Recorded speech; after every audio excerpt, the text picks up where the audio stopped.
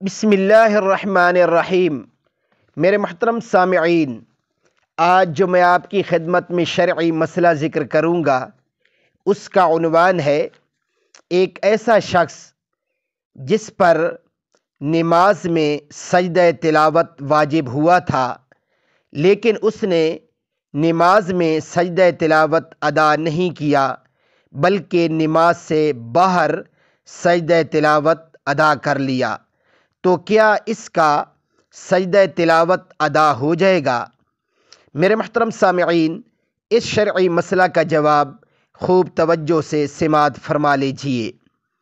اگر نماز میں سجدہ کی آیت کریمہ پڑھی اور نماز ہی میں سجدہ نہ کیا تو اب نماز کے بعد سجدہ کرنے سے ادا نہ ہوگا۔